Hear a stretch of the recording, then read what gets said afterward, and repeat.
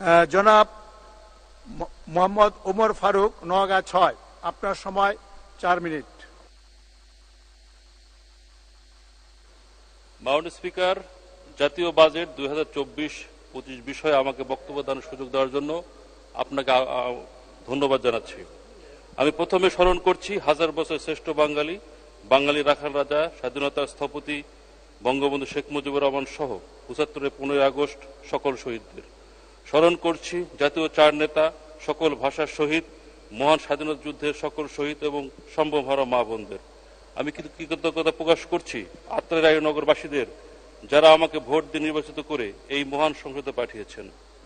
মাননীয় স্পিকার, গত 6 জুন টেকসই উন্নয়নের পরিক্রমা স্মার্ট বাংলাদেশ স্বপ্ন যাত্রা শিরোনামের 2024-2025 অর্থ বছরে বাজেট অর্থমন্ত্রী আবুল হাসান মাহমুদ আলী এমপি মহান জাতীয় সংসদে উপস্থাপন করেন।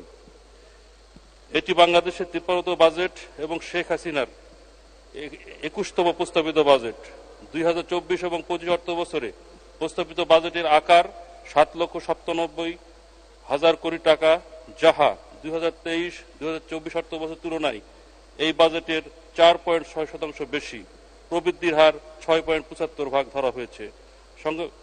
মাননীয় স্পিকার, বাজেট নিয়ে এই সংসদে অনেক আলোচনা হয়েছে, বাইরে অনেক সমালোচনা হয়েছে। তারপরে বলবো এটি একটি স্মার্ট বাজেট এবং গণমুখী বাজেট। কারণ আমাদের একজন শেখ হাসিনা আছেন, যার নেতৃত্বে 20টি বাজেট হয়েছে এবং সফলভাবে পরিচালিত হয়েছে।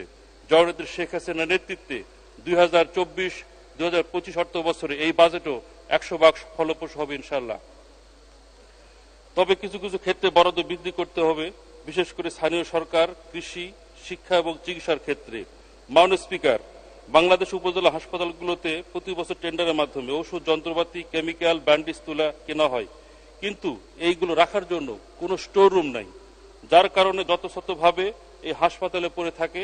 আমি ভিজিট করে দেখেছি যে সেই স্টোর রুমের না থাকার কারণে তুলা, গজ ব্যান্ডেজের এক ধরনের ফাঙ্গাস লেগে গেছে।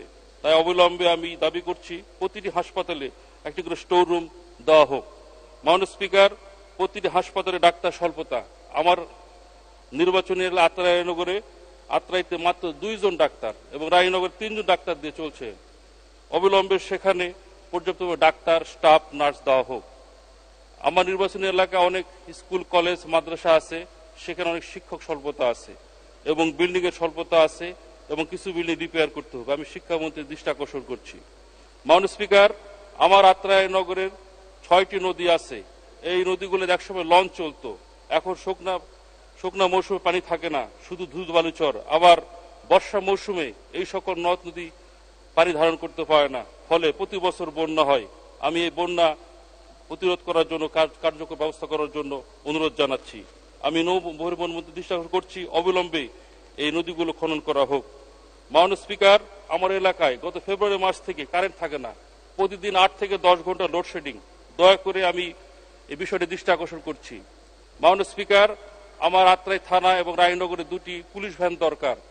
এই পুলিশ দেখতেছি যে কয়েকদিন সিএনজি নিয়ে কাজ করতেছে। আমি বললাম কি ব্যাপার, তো বললো স্যার 2টা ভ্যানই নষ্ট হয়ে গেছে। অবিলম্বে আমি 2টা পুলিশ ভ্যান চাচ্ছি। মাননীয় স্পিকার, আমার নির্বাচনী এলাকায় বেশ কয়েকটি ব্রিজ, বেশ করে সমস্পাড়া ব্রিজ সহ ইসলামগাতি, পাঁচুপুর, ইসলাম রায়পুর, আটগ্রাম, আন্দারকোটা, তেবেরিয়া এবং কুজাইলে ব্রিজ করা দরকার। বেশ কিছু কাঁচা রাস্তা আছে, সেইগুলো পাকাকরণ দরকার। আমার 3টি স্টেশন, সেগুলো বেহাল দশা, দয়া করে রিপেয়ারিং এর জন্য আমি আবেদন করেছি, দ্রুত আমি সমাধান চাই। মাননীয় স্পিকার, আপনাকে ধন্যবাদ। জয় বাংলা, জয় বঙ্গবন্ধু, বাংলাদেশ চিরজীবী হোক। আপনাকে অসংখ্য ধন্যবাদ সময় মতো শেষ করার জন্য। আমি এবার